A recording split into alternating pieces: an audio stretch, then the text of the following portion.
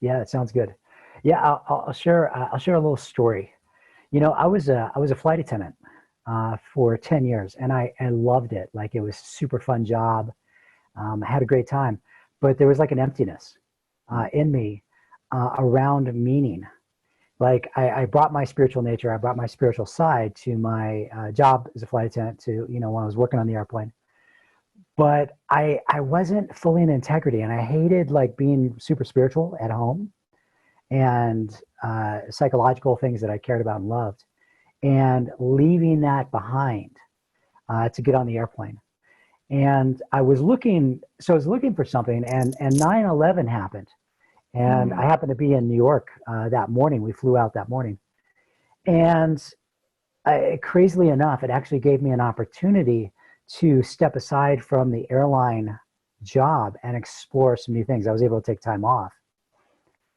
And I found holotropic breath work. And my first experience with breath work, which uh, I'm sure you'd experienced breath work also, Lucian, was mind blowing. mm, Like, so much healing in 1 hour I didn't even know was possible. And I left that session and I was thinking to myself, like, wow, that was like a year's worth of healing in 1 hour, right? So then I began learning about breath work. I learned rebirthing. I learned holotropic breath work. And oddly enough, or synchronistically, on that same weekend when I experienced breath work, I had committed to myself that I was going to quit. I didn't mm, know what was going to happen. I didn't know what I was going to find, but I had a sense that I had to step out on faith mm. and something would show up. And I had been like waiting for the thing to show up first, and then I was going to leave my job. And so I started learning rebirthing holotropic breathwork. And when I was experiencing rebirthing with Leonard Orr down in Afton, Virginia, he had a 3-week training in the woods.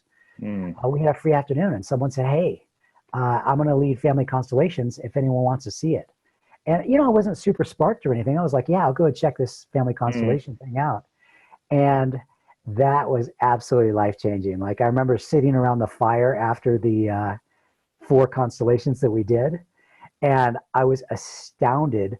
My inner child was joyous. He was like, "What did I just see? Like, did I Mm. just see magic for the first time?" And yeah, and I knew Yeah, I would Jedi learn. Knights. Yeah. Go ahead. Oh, I was just going to say it. Yeah, it is a little bit like, seeing like a Jedi work the Force or something like that, right? Ah, It has that kind of that That's a impact. great Yeah. description. He puts that visor on and he can't see, but Uh-huh. he's still blocking these little shocks that are coming at Right. him. Right. Yeah. Um, So how old were you at that point? I just asked because I actually am doing a lot of research right now on kind of the human lifespan in terms of these astrological cycles. And yeah, so I love hearing people's stories and what were these kind of turning points. yeah. I would You say know, my yeah, experience, first experiencing constellation work was around 35, yeah, and then I began training. It was like another 5 years before I began training. I always knew I would, but I never knew when. right, yeah, And in 2008, I Googled family constellation training, and there it was, yeah, Louisville, Kentucky, and I was in. nice, And now it's my life's work. yeah, Yeah. beautiful. Um, yeah, just the one thing about 35 is one thing Rudolf Steiner said was that someone can understand wisdom before the age of 35, but someone can't actually embody it, Mm, right? So there's this gravity that comes into life at 35, right? And so it's just yeah. interesting to hear, that you Yeah. found these two very potent uh, forms of healing at that time. Yeah, Yeah. Even right now at 53, just coming into my full power with yeah, family constellation work, with my own growth. And one of the yeah. things I love about constellation work, and I don't know how you feel about this, but I love that every time I facilitate, I'm still on my edge Oh, of like yeah, growth or my intuition. right. I'm still challenged. Yeah, yeah. You can't, even though you can study it, and you can read a ton and you know, it's each situation is a new situation if you're actually, you know, being a phenomenological practitioner, right? Hmm. Definitely get more comfortable doing it, right? I mean, the first few times I facilitated, I didn't know that I'd be able to ever do the work because it was just Yeah. so anxiety provoking. I I think back and I tell my students, I'm like, it was 4 years Yeah, before I realized I could set up anything and it would all be okay. yeah, totally. And I, bring anything into the field, mom, Yep, depression, grandma, the suicides, yep, it will work out. right. Yeah, Yeah. no, and you can see even um, not very experienced constellators or the field often does, you know, if you're looking at it through a critical lens as somebody who's been through a training and is dedicated a lot, I'm sure you can see lots of things going on. But for people who would come to a constellation, just the power of the field Yeah. and getting to experience either being a rep or seeing what happens is so helpful. You know, I personally have never ever even been part of a small exercise, you know, using mats or something like that where you don't get some sort of gift from what happens. It's pretty cool like that. Love it. Yeah.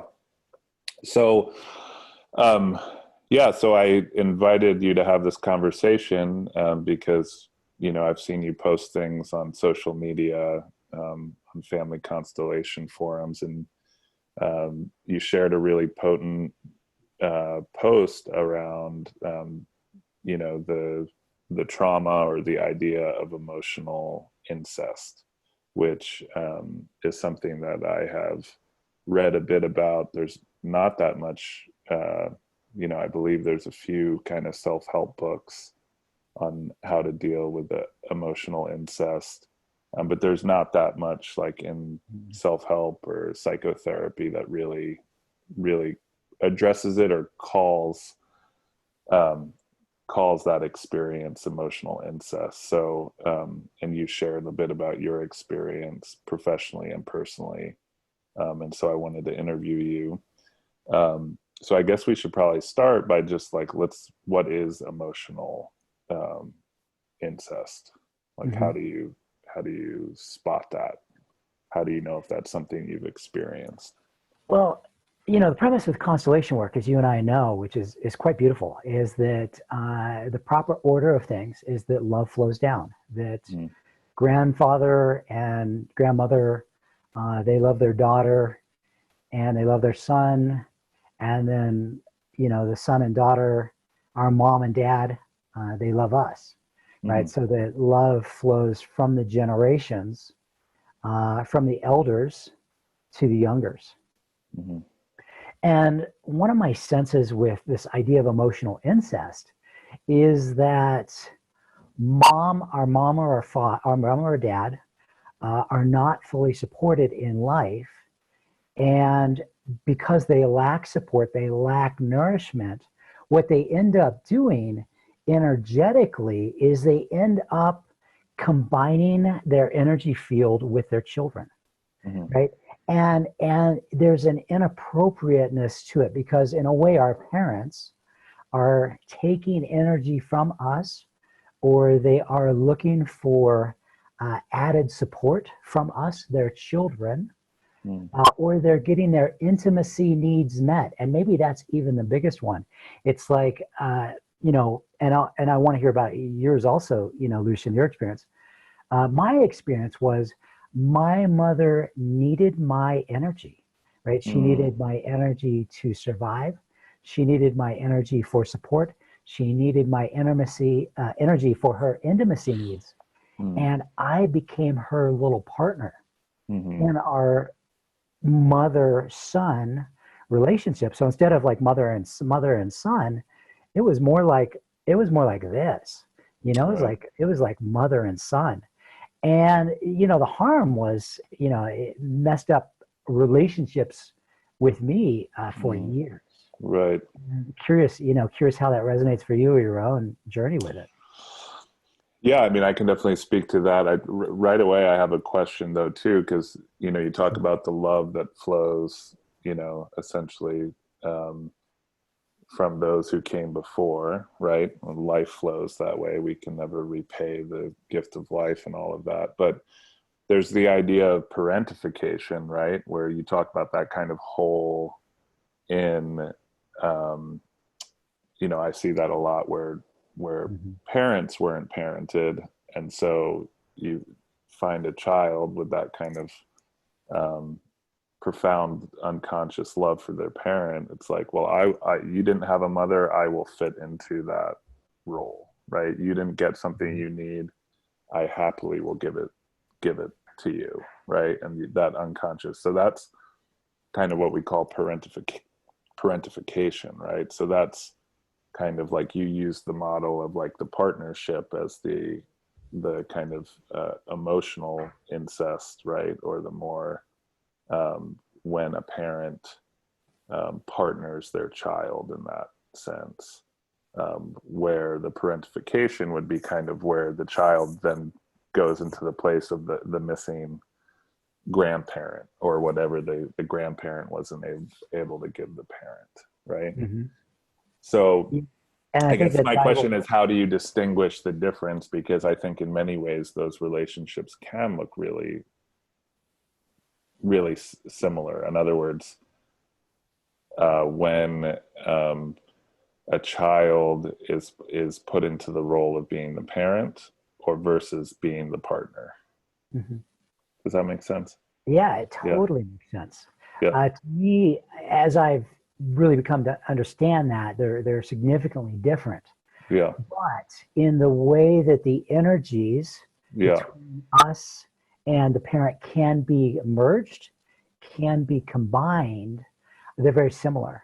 Mm-hmm. But the archetype of the role, parentification, being the parent, and you see that a lot in alcoholic families. Mom's an Right. alcoholic, and little Johnny or little Gina, it takes Right. on a parental role to They'll be keep the them safe. responsible one. Yeah. Totally, Yeah. totally. And in that, I think these Johnny and Gina are going to have a habit of going out and finding people as partners and taking on similar roles where Mm-hmm. they're going to be a parent to their partner, right? So that's Mm-hmm. kind of a pattern they're going to carry. They're also probably going to be energetically merged, Yeah. overly, overly energetic merged. And the cost of this is not knowing where our boundaries are. Right. Right? I think normal, healthy boundaries, two separate people, we can come together for a little bit Yeah. and we separate again. Whereas with energetic emotional incest, if you want to call it that, sometimes overly sexual also, sometimes there are sexual overtones in an incest. Totally. There's this merging, but Right. they kind of stay merged and maybe they separate a little bit, but it's almost like they lose their individuality in some ways. Right. Yeah. It's definitely reeks of that, the kind of narcissistic wounded parenting, right? I mean, so you Mhm. asked how that kind of manifested in my life, and um I think, yeah, really poor. There was loads of my mother had been sexually abused by both of her parents, and emotional Yeah. So incest. she didn't have a sense of Yes. boundary. Okay. Right. So And she that. was incredibly protective of my sister and I, and it was the early 80s, and it was the kind of breastfeeding revolution, and there was just this kind of uh, family bed, all those sort of things that have a real beautiful side to them, but can also be um, a bit dangerous, Mhm. shall we say. And I think um, the kind of unconscious hook for me, which has come out in constellations too, um, and one of the reasons why I love family constellation work is because it's helped me reorientate how I'm a healer. Because like essentially what happened is I got enrolled to be, um, I think if anything more the healer of my mother, Mhm. right, which you see a lot of psychotherapists and people in the healing professions, Mhm. Hellinger over and over again. You know, was like, Let me ask you this, Lucian. yeah. What is, I think this will help people. What was the cost, right? Because we could Mm, say energetic enmeshment, mm, emotionally incestuous. Uh, yeah. what was the cost to your relationships? What was the cost in your life? Oh, I mean, you know, I don't know if I can put all of this onto that original relationship, but it's the kind of you know, anxious, ambivalent kind of attachment style of merging really quickly with women, Yeah, I and resonate with then that. going into very intense ambivalence, right? You know, so Mhm. it's like sign up. They're normally women who also have a lot of trauma, right? That have Of course. all those qualifications and this kind of I'm going to be the golden boy, the golden knight, Yes. uh, right? And then I sign up for, I don't keep good boundaries, and then Mhm. I sign up for a lot, and then end up, you know, ambivalent, wanting out, wanting my freedom, you know, I'll all share those with you sorts know of what things. happened with me Yeah. because I think it's very similar to your journey, and I think this may help a lot of people. Mm-hmm. I would definitely merge right away, and I Mm-hmm. think on some level I would feel safer. Mm-hmm. Might they might not leave if we've got this energetic merging, Right. right? What I started to realize though was that my inner little boy was absolutely terrified. Yes. And so I would merge, but then he was afraid, I was afraid, his younger self, of being consumed by the woman because Right. that's what happened in childhood. So I would merge and then I would get really scared and then I would go away. Right. And I caused a lot of harm to a lot of women with that pattern. Mm. Yeah. Yeah. And I'm sure that that is, I mean, that's a very archetypal pattern right there. I'm sure a lot of men can relate very much to that. Hmm. Yeah, the kind of merge, and then that fear of um, being devoured or being Devoured. stuck. Yeah, yeah, Here's, here's what allowed me to be in, because I've had healthy relationships since then. yeah, Here's what allowed me to have that. It was absolutely one simple thing, being able to set boundaries yeah. and being able to feel where I was energetically. Right. Well, what I did is I married a woman who has extreme boundaries. So, you know, it's like you marry what you're missing. Um, and so I've learned a ton from her. You know, I've struggled a lot, but I've learned a ton from her just about like, oh, this is what boundaries are like, you know? Nice. Um, so That's yeah, awesome. yeah, yeah. Um, so yeah, so, and it was through constellation work, through doing some of this inner child work, that you feel that you know, healed some of this, or, you know, what are some of the moves, internal moves that you've made, or how do you establish those boundaries? Yeah, well, Uh, I think it's a good question, and I mm, like it. What comes up is like, oh, how do I answer this question? yeah. Um,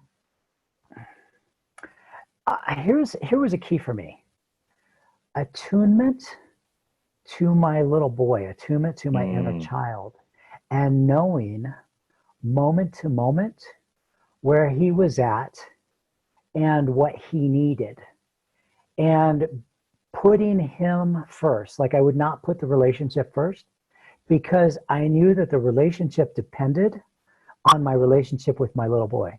So I mm-hmm, put this connection first, and having the strength. So it's a lot of codependency work here. Having the strength to state my needs. mm-hmm, I need space right now. I need some time right now. I need some mm-hmm, distance right now. And trusting that my little boy would start to feel safer, and then I could move into closer connection.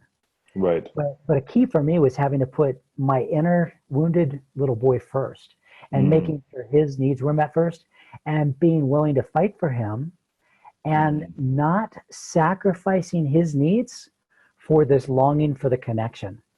right. Yeah, Yeah, that, that's the well, first thing that comes up. totally well put. Yeah, yeah, great. And so, do you mind me asking, are you in relationship now, or, do you get, Go ahead with your. oh, I was just curious because, I've been married since I was 27. Um, Wow.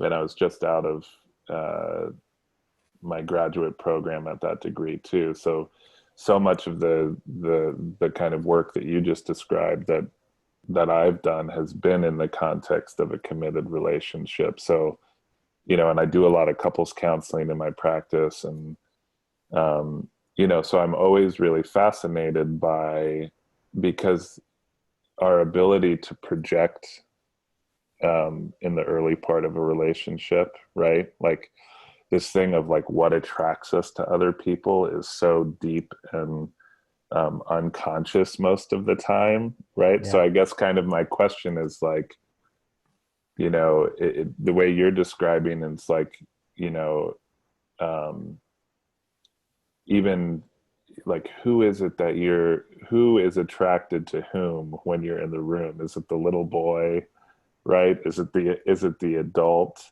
And at what point do you kind of awaken in that pattern? Because what I've seen too is people try really hard to, they understand their kind of patterning, right? They've maybe even done some healing work in their nervous system, so there's a little more kind of leeway, and yet that initial that initial projection is just so Mhm. powerful, right? Like it's like almost that we like, my question is like, do we need to get into that sort of trouble, I, I, like, I had an interesting thought. I want to share this with you, yeah, Lucian. I had an interesting thought around this, and it took me yeah, my 40s to like really right, grok.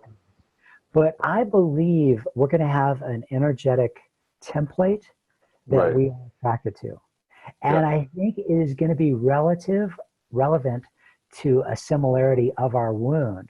right, But what I think is the key is we've done more and more and more and more personal work. So yeah, I can be attracted to the same type of woman, or sometimes with me right, men, and it will be based on a very similar parental wounding. But we have now done enough work that even though we have this similar template, we yeah, actually can connect in a good way yeah, and then come apart and connect. right, So I think we'll always have that attraction template. yeah, But as we get older, now we've done enough work. And so we meet that person. We're like, oh, right. yeah, Cool. I can meet you and I know how to dance with you in a good, healthy way. yeah. I always say, we want to find a partner who has the homeopathic dose of our poison, right? So we don't want the full, you know, Yeah. we want a very diluted version of that, enough to stir things up that it can heal. Yeah. Yeah, but Like a bee sting, not a scorpion sting. exactly, exactly. Um, yeah, so that was kind of some of the questions. Uh, you know, how, Let's I let's let's come back. Let's go back because I like where we were earlier and I like where we're at now. yeah, And but I want to flesh out more this piece around either emotional incest or energetic enmeshment. rectification. Yeah, Yeah. So I yeah, really think that's kind of what you spoke to. It's not talked about much, but it will devastate to me, for me, it hmm, devastated years, even decades of relationship right, because this original energetic pattern with my mother was here. yeah, And because it had sexual overtones also. So yeah, I was like her little partner, confidant, hmm, uh, more than I was a little bit of her parent, but I was mm, more a partner energy for her. yeah, And so now when I come into relationship, this is what I'm coming with. I'm coming right, with, oh, I know how to do relationship. I'm going to be a little enmeshed energetic partner with you, yeah, and I'm going to be your confidant, and I'm going to be a little bit of your father. And that is just a breeding ground for problems in relationship, right, and it's and because this is how we grew up, we don't have a sense or a feel in our body or a feel in Yeah. our energetic field of what healthy boundaries are. So we think this is healthy. Yeah. It causes all kinds of problems because I'm actually dancing with my mother Well, because more there's than, a feeling of closeness, right? There's a feeling of and it intense feels so closeness. comfortable. I'm Yeah. used to, I'm used Right. to, Right. There's a absolutely. false secure, there's that enmeshed ultimate security in it, which is if we stay like this, you're always going to be there for me, right? Uh, But if yes, it starts it's going like heartbreakingly true. this, but if we start going like this, and um I mean, and you get it too, and the other element of enmeshment too is it's kind of developmental appropriateness, right? When you're a very young child, I mean, you are meshed with Hmm. your Good point. mother or with your We parent, need to be weaned off. and you need to be kind of weaned off. And when you're getting messages, even if they're not conscious from your parent, that you should not be weaned off, that you need to stay close, and Mom then needs you. exactly, and then it becomes hard, like you're talking about, like checking in with that, like what are your actual needs, right? When you start waking up to like, wow, so many of what I thought were my needs were actually someone else's Mm. needs, right? So I that's think that's important I about think that's really enmeshment too. important in this place when we're enmeshed with mom or dad. Right. Sometimes dad is more often with mom, but sometimes with dad. We don't even know what our own individual needs are. Right. When we're put in this position by in my Right. case mom, how do I meet her needs? What are her needs? What does she need to feel safe? Yeah. What do I need to do for her so that I'm safe and Yeah. my needs are met? Right. It's a mess. It goes back. Maybe this gets too intellectual, but I just always think of like what if Freudian Hellinger was like at heart. He's like Freud time tens to some degree. I mean, the whole Oedipus theory, right? Like um, this whole idea that the role in grad school, I had this amazing psychodynamic professor, Mildred. Can't remember what her name was. She's just a Freud junkie. This woman in her 70s who's been studying Freud, since she went into Harvard at 18, kind of thing. And she gave this beautiful description just of how, you know, the father coming in, how important this gesture of the father, right? The kind of archetypal other that kind of comes in at a certain point and tells you, no, sorry, you can't have mom, Yeah. right? Mom and I belong together. You can go find someone like mom, or you can go find your own person. Mhm. But that this, what Freud referred to as castration, is really just that first boundary. This kind of just beautiful boundary of you know in Hellinger's term of like, where does everybody belong, right? Now mom and dad are next to each other, you're down here.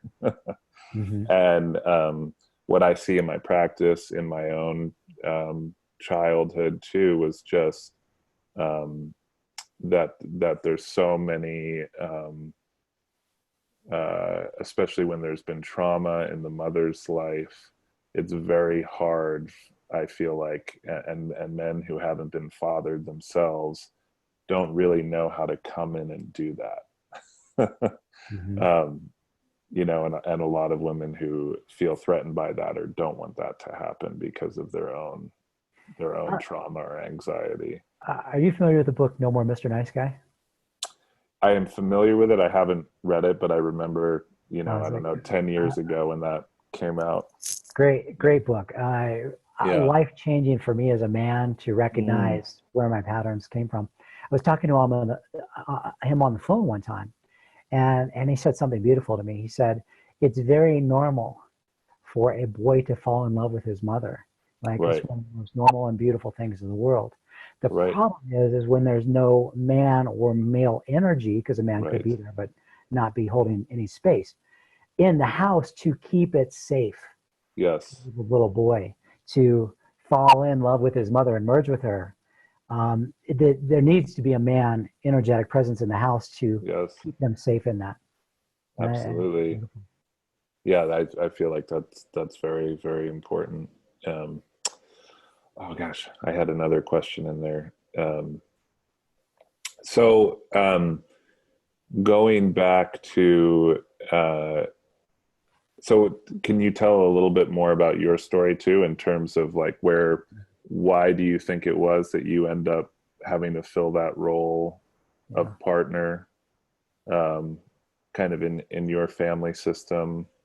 Because that's one thing Hellinger talks about too, often in the other cases, but like with sexual incest, he often says that, like, and I don't know if you've seen this in constellations you've done, Mm-hmm. but that there's this pattern of um, the mother being kind of unconsciously or semi-consciously complicit in the sexual abuse of her daughter. Like it's almost like the daughter or the stepdaughter filling the um, evening out the imbalance and the give and take.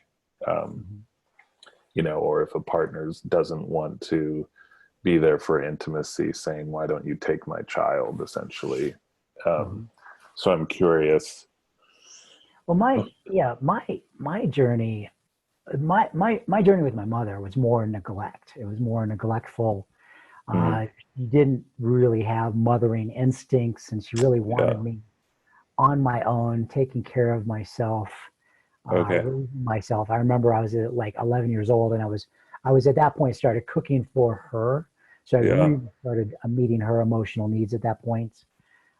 From the age of 15 to 18, when I was 15 to 18, she went through like a 3-year depression, and she did not get out of bed much. Mm, And this whole time, there was a way I was feeding her energy, was hmm. feeding her energy. And I think it's possible on some level that I actually kept her alive, right? So there is a Mm, love basis to mm, what we give to our parents because they absolutely need it. They're right. devastated, they're broken, they don't have the resource, and they're so hurting.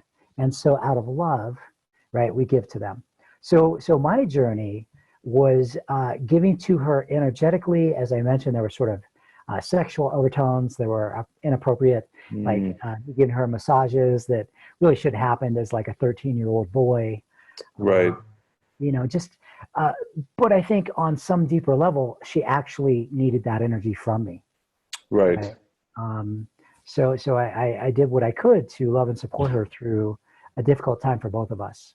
Yeah. And partnership wise, it was kind of like me and her against my stepfather. So she kind of recruited me Right. as a little loyal trooper, and Mm, he didn't get a place in some way.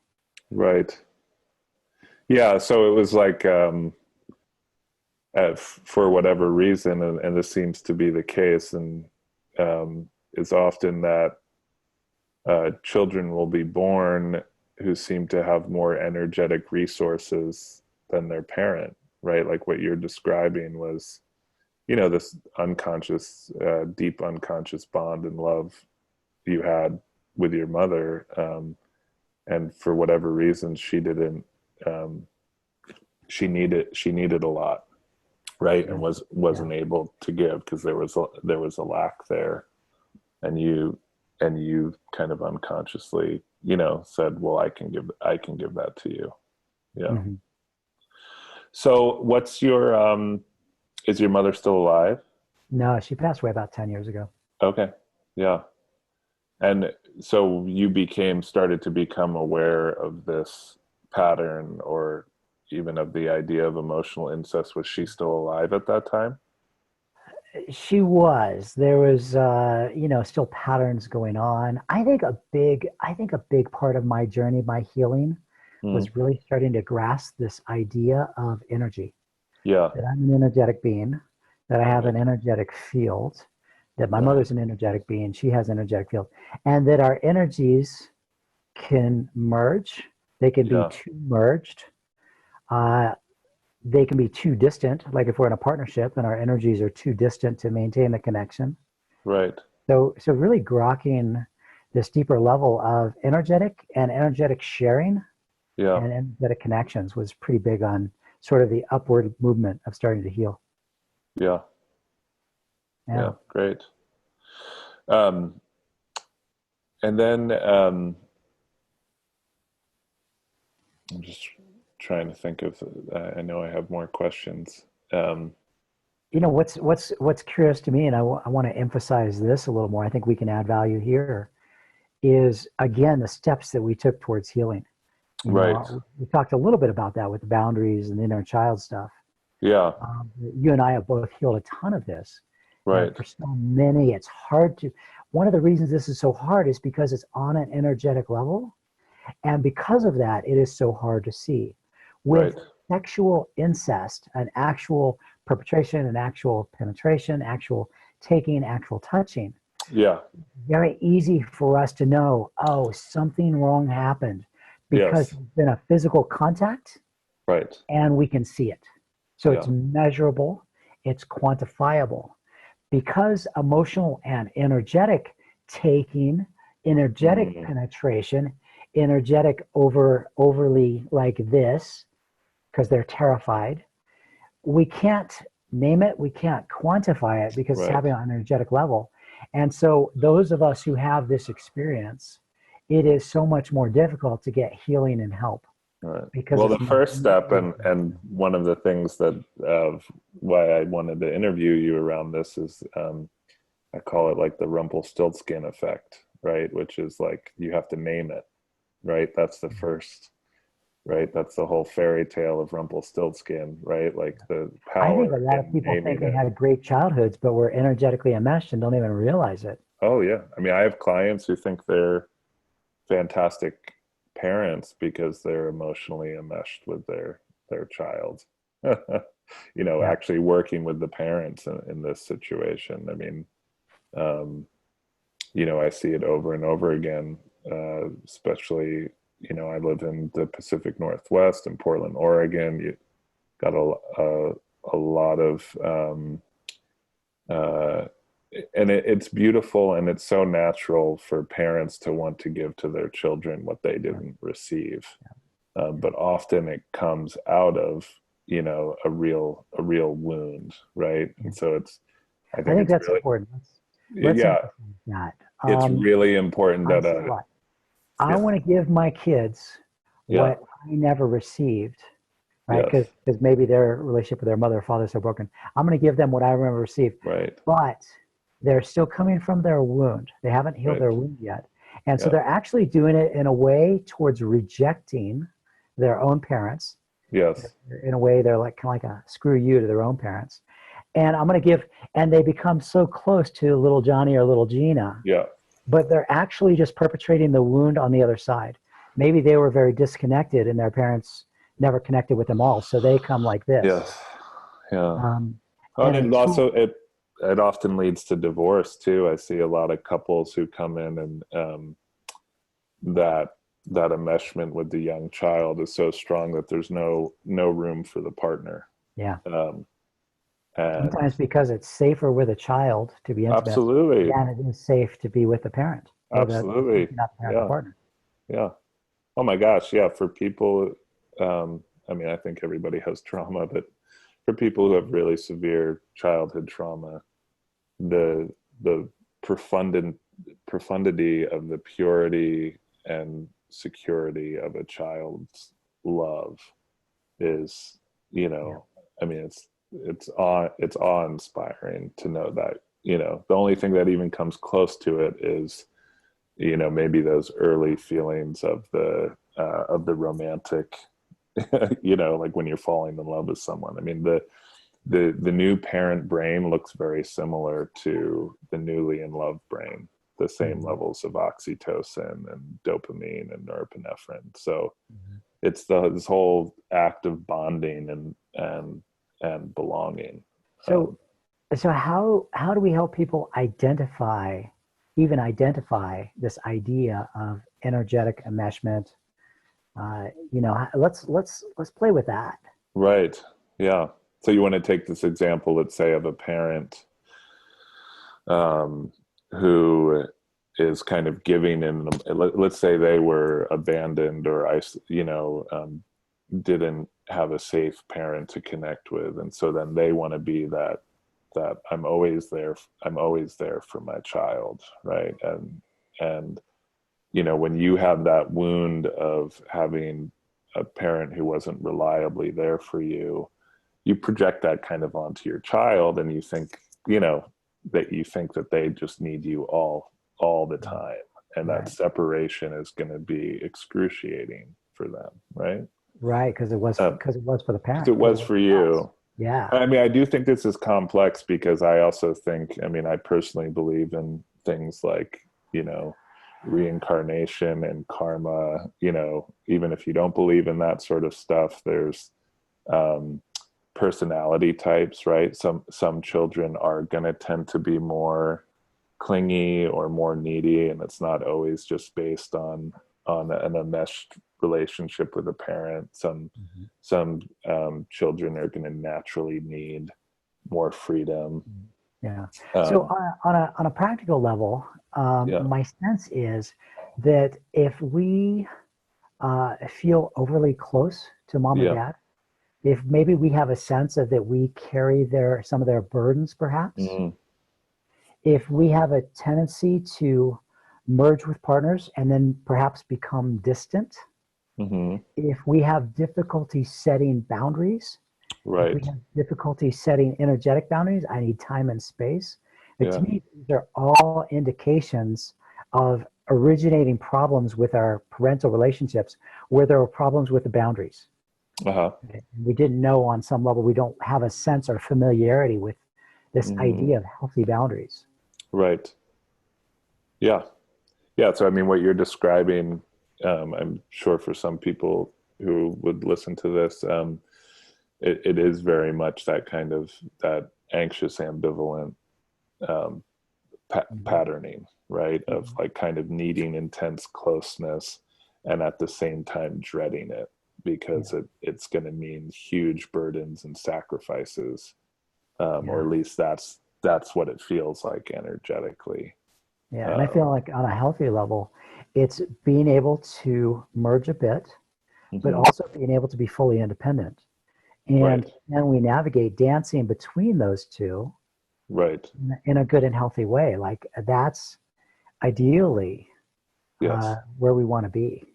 yeah, yeah. We want to meet as two adults who have our inner child, who have all of our different parts. But Yeah. like they say in internal family systems, right? You want to be self-led, right? I mean, that's a whole other topic we could get into as well, but it is this whole turning our partner into the parent, wanting to reemerge. I mean, um, I see that. I see that's another thing I see frequently where we look to our partners. We have the problem of being partnered by our parents, but then we have the problem of partners who want us to be want us to be their parents, or vice Right. versa. And if we're drawing that, then Right. obviously we still got some work to do too. If that's who Right. we're attracting. Yeah. Yeah. Yeah. One of the lines that comes to me a lot when I'm facilitating constellations, and that I think can just be helpful, is just having people say, I love you as a partner, right?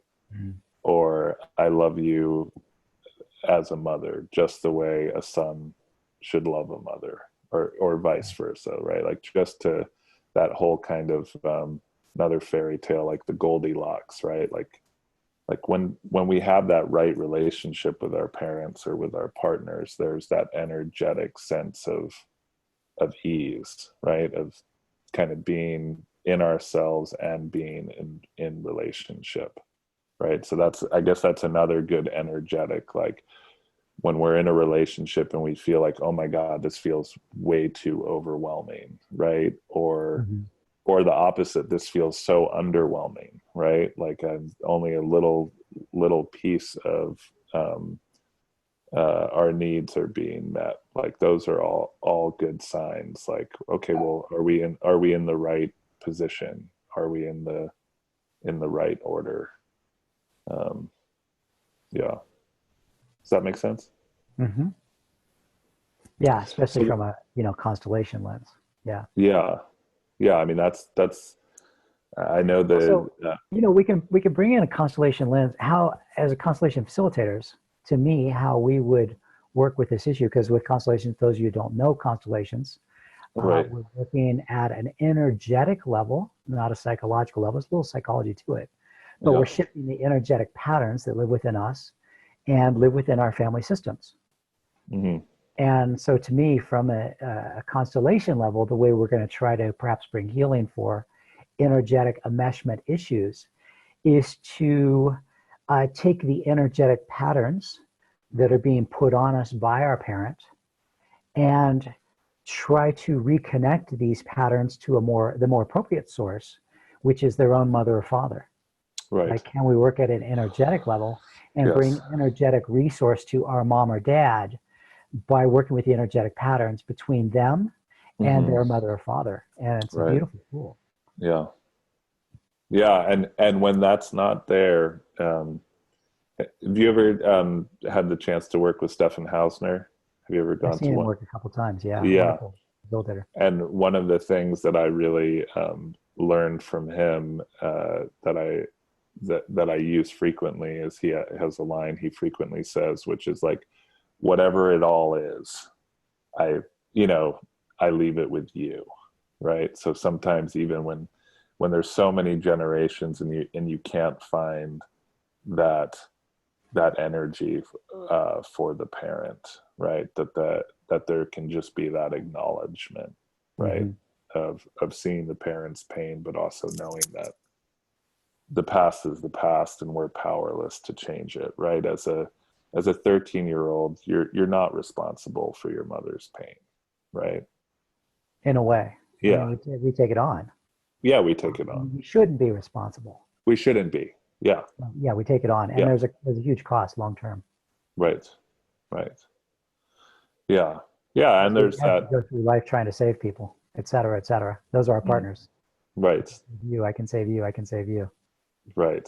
Yeah, that's the real illusion, right? Is um, going back to this homeopathic medicine model too, right? It's like uh,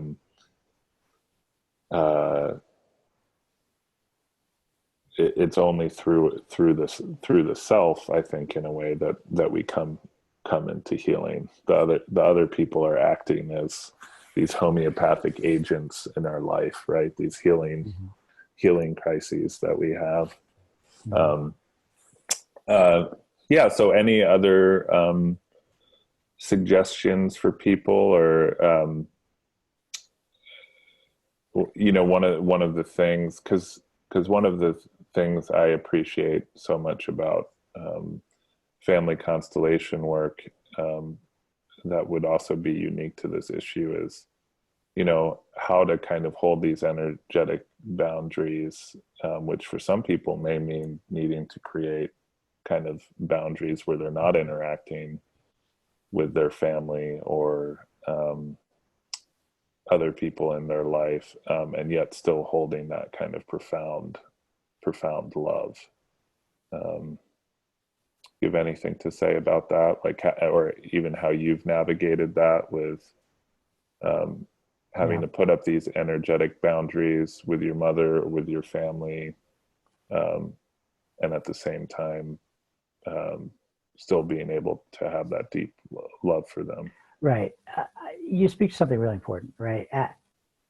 Not even ideally, like at its highest level, Hmm. it is for us, in service to us, to absolutely love our mother and father, Hmm. no matter what happened. That is the highest vibration for us to go through life, to enter partnerships. If we are still rejecting our mom, if we're Hmm. still rejecting our dad, and we're going into our current partnerships with that energetic imprint, we're going to Hmm. have a boatload of problems, right? Right. It's going to be messy. Now, some people take that to mean that we should hang out with mom every day, we should hang out with dad every day. It's not the case. It's not the Hmm. case. Sometimes that's not even safe. But what Right. I'm saying, and what you and I know from constellation work is it's how we hold them in our hearts. Mm-hmm. When we can hold them in our heart from a space of love and compassion and acceptance and honor and respect Mm, and adoration for them as our parents, even in their imperfection, doesn't mean we hang out with them, mm, doesn't even mean we talk to them very often. But mm-hmm. when we can hold them in that way, when we go into our current relationships, there's so much beauty brought to our current relationship. So it's so important. And Yeah. with constellations, because it gives us an opportunity to see what happened with mom or dad at a soul level, right? It's a different lens Mm, than psychological. It's a soul level look at the family system, the what happened and the why. When we can see mom and dad at a soul level, many times we have so much more compassion. mm, And it's not a compassion of I should be compassionate and I'm going to focus on being compassionate. It's like, oh my gosh, my heart has just opened to my mother or my mm, father. And it's mm-hmm. quite beautiful and it's Yeah. quite freeing and it's quite healing. Right. Awesome. Well put. Yeah. So,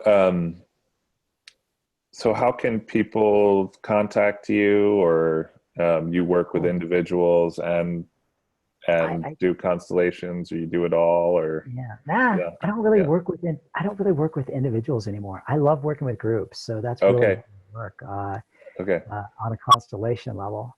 Yeah. And before closing, I do want to reiterate for me, my healing journey around this is being in connection with my little boy Mm-hmm. and recognizing what his safety needs are, Mm-hmm. putting him above the relationship where like his needs, fighting for him, his protection, his boundaries, Mm, but then trusting that when I do that, he will feel safe enough to come into connection mm, in a good way, right? So developing that ability to set the boundaries so that I know that he's safe, so that I know I'm safe.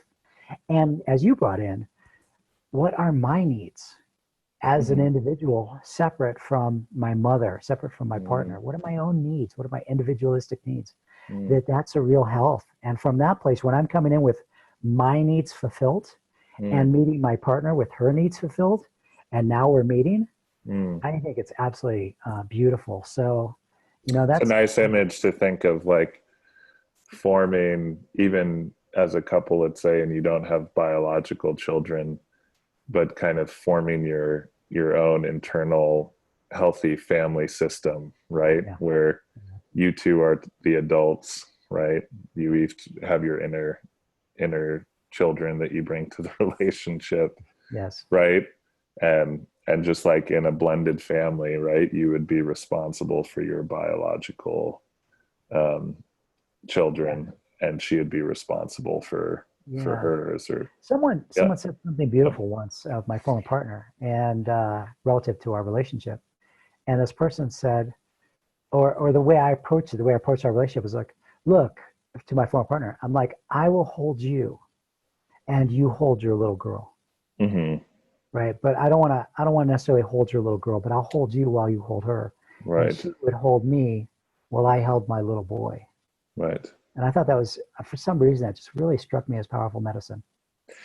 It's really important now. I don't know how familiar you are with like the kind of current models of relationship, marriage, and couples therapy, but a lot of it is very attachment and emotion focused, which has some really beautiful components to it. My big concern with it is sometimes that distinction is not made, of that your partner is actually not responsible for your inner child, right? Mm-hmm. Um, and um, yeah, beyond that there's secure attachment is important, but that we also we're not just mammalians, right? I mean, that part of us that just needs secure attachment is the mammalian brain. We're not just mammals, right? Yeah. um, Yeah. there Nice. there's there's another element involved. So people can find you. What's your website and social Uh, media? And pretty easy. Healingfamilytrauma.com. Okay. And people can find me on, Facebook, Jack Blackwell, Okay. Jack Blackwell in Boulder, Colorado. Oh. And those are two great ways to, get in touch and follow me. And, you And kind of, currently you're offering constellations just via Zoom online? yes.